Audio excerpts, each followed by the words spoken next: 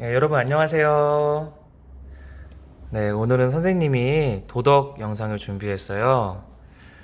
네, 우리 4학년 친구들 도덕 1단원 도덕 공부 행복한 우리 공부를 잘 끝냈죠? 이제 또 새로운 2단원 공손하고 다정하게 새로운 단원에 들어왔어요. 새로운 단원의 첫 번째 공부는 우리가 예절에 대해서 공부를 할 거예요. 예절은 3학년 때도 공부했을 텐데 여러분들이 잘 알고 있을 거예요. 하지만 알고 있는 것을 실천하는 게 중요하다고 선생님이 항상 말씀을 하시죠. 그래서 그 예절을 실천하기 위해 오늘은 예절 일기 쓰기 과제를 내줄 거예요. 선생님이 설명해 줄게요. 화면을 잘 보세요. 예절 일기 쓰기.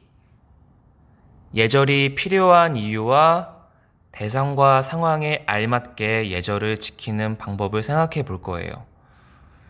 우리가 아직 학교에 오지 않아서 여러분이 집에서 많이 있을 거라고 생각이 돼요. 그래서 오늘은 여러분 상황에 맞게 과제를 내줄 거예요. 1번. 예절이 필요한 이유를 생각해 볼 거예요. 자, 우리 사람이 혼자 살지 않고 다른 사람과 함께 살아가려면 예절이 필요하겠죠. 아, 저는 혼자 살 거예요. 저는 그냥 혼자 있는 게 더 편해요. 이렇게 생각할 수도 있지만, 평생을 그렇게 살긴 어려울 거예요. 우리가 밥도 먹어야 되고, 같이 운동도 해야 되고, 공부하고 생활을 하려면 다른 사람과 같이 생활을 하게 돼요. 그러려면 기본적인 예절은 꼭 필요하겠죠. 두 번째, 예절은 진심을 담은 행동으로 나타냈을 때 큰 의미가 있을 거예요. 진심을 담지 않고 말로만 고마워, 잘할게, 이렇게 행동을 하면 상대방이 금방 알아차릴 수 있을 거예요. 여러분도 이런 경험이 있을 거라 생각이 돼요. 그래서 우리가 공부를 하는 거죠. 자, 이제 본격적으로 예절 일기에 대해서 알아볼 건데요.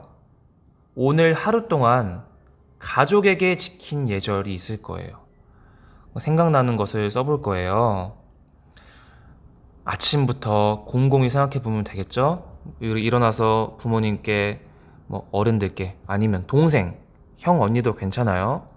인사하고 같이 밥을 먹고 생활을 하면서 지킨 예절이 있을 겁니다.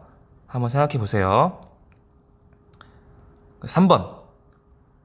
여러분이 충분히 생각을 한 다음에 그때 예절을 지켰을 그 상황에서 여러분이 어떤 기분이 들었을지 생각을 해볼 거예요.